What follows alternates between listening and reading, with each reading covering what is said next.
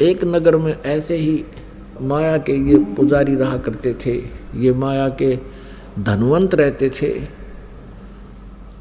एक सिद्ध पुरुष और उसका शिष्य आकर के नगरी से बाहर जंगल में बनी में बैठ गया। अब वो इतने अभिमानी हो गए थे, पैसे वाले व्यक्ति, किसी को दान दक्षिणा भी देनी बंद कर दी थी उन्होंने। अब उस सिद्ध पुरुष ने उस लड़के को भेजा अपने को कि जा बेटा भिक्षा मांग ला। नगरी में वो लड़का युवा लड़का था, 15-16 साल का, जा 18-19 वर्ष का होगा। अपनी झोली लेकर के पहुंचा। नगर के तकरीबन सभी घरों में उसने अलख जगाई, आटा दो माई, आटा दो माई। तो सभी ने उनको धमका दिया कि मस्टंडो तुम अपना काम करके क्यों नहीं खाते, मजदूरी कर लो, कहीं पर मांगने आ जाते हैं, यहाँ पर शर्म नहीं आती है। लड़का वापस चला गया और कहा गुरुदेव किसी ने भी आटा नहीं दिया और बहुत कुछ बातें बनाते हैं। अब वो सिद्ध पुरुष था, उसने कहा कि जा एक बार फिर जा बेटा। वो दोबारा फिर गया। ऐसे ही वो खाली आ रहा था।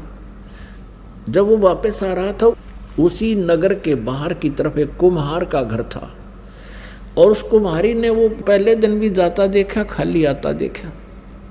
विधवा थी, उसका पति मर चुका था, 2-4 बच्चे थे उसके।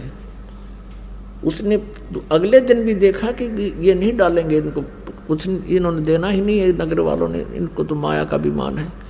तो उस कुम्हारी ने पूछा उस शिष्य से, उस साधु बालक से कि बेटा महाराज आटा नहीं मिला?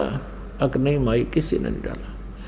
तो उसने कहा भाई देख, कल भी देख, तेरे को देखा मैंने, और बेटा मुझे अपने पुत्रों की तरह तेरे में ममता बन गई है कि मेरा बेटा अगर ऐसे भूखा रह जाए 2 दिन से, क्या बीतेगी उसके ऊपर। भाई मैं कुम्हारी हूँ, जात से कुम्हारी हूँ, और तो ये रोटी ले जा बनी बनाई, और अपने गुरुजी से बता देना बेटा बाद में खाना, कहीं वो फिर मुझे शराप ना दे दे। भाई कई महात्मा ऐसे होते हैं जो अन्य जाति वालों का नहीं खाते, ब्राह्मण बणियों का ही खाते हैं या क्षत्रियों का खाते हैं। उसने ऐसा ही किया, ठीक है माई दे दो। अब उसने जाते अपने गुरुदेव से कहा कि गुरुदेव पूरी नगरी में घूमा, किसी ने आटा नहीं दिया, उल्ट सुलट बातें बना रहे हैं, बहुत भली बुरी कह रहे हैं आपके बारे में, मेरे बारे में। और बाहर की तरफ एक कुम्हारी का घर था, उसने सारी कहानी बताई। उसकी आंखों में आंसू आ गए गुरुदेव, और वो कह रही थी बेटा अपने गुरुदेव को बता के फिर ये रोटी खाना। ये रोटी उसने दी है 2 व्यक्तियों की। तब उसने कहा संत ने कि बेटा तू रोटी खा ले। भूख लाग रही थी, बच्चे ने भोजन खा लिया, और बेटा अब नो कर रख दे, मैं भी खा लूंगा बाद में।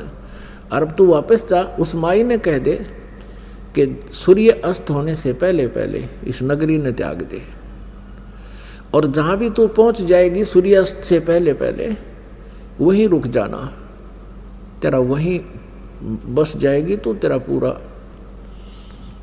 वंश चलेगा वहां पर। और उसको बता देना किसी से कहे नहीं ये बात जो हम बताने जा रहे हैं। रात्रि के समय ये नगर नहीं रहेगा, ये सारा खत्म होगा।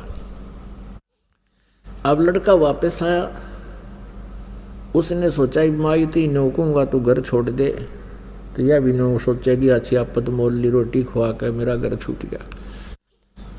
तो उसने सारी कहानी बताई कि माई हमारे गुरुजी बहुत पहुंचे हुए महापुरुष हैं और इस नगरी से बहुत दुखी हो गए हैं कि इनमें इतना अभिमान हो गया, ये राक्षस टाइप हो गए हैं, भगवान से भी नहीं डरते, और अतिथि को तो वैसे भी आहार करा दिया करते हैं, और ये इतनी बकवास कर रहे हैं।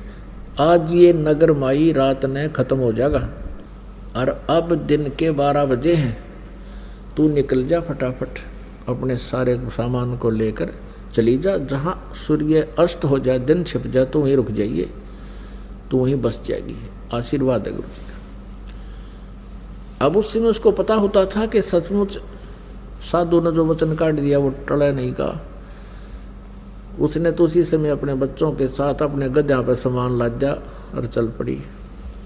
सूर्यास्त जहाँ हुआ वहाँ रुकेगी। तो रात्रि के समय वो पूरा नगर उस संत ने नष्ट कर दिया कि इसे राक्षसों को तो एक के दिन खत्म कर दिया जाए तो अच्छा है। तो पूरा नगर खत्म हो गया। कहते वहाँ से फिर वो माई दूर जाकर बस की, फिर वहाँ लोग इकट्ठे हो गए। अभी कैसे का उन्होंने सारी कहानी बता दी कैसे ऐसे। तो वहाँ लोगों ने इकट्ठा होकर उसको ज़मीन भी दे दी, उसके निर्वाह के लिए पैसे भी दे दिए, उस माई के ठाठम ठाठ कर दिए और उनका नाश कर दिया।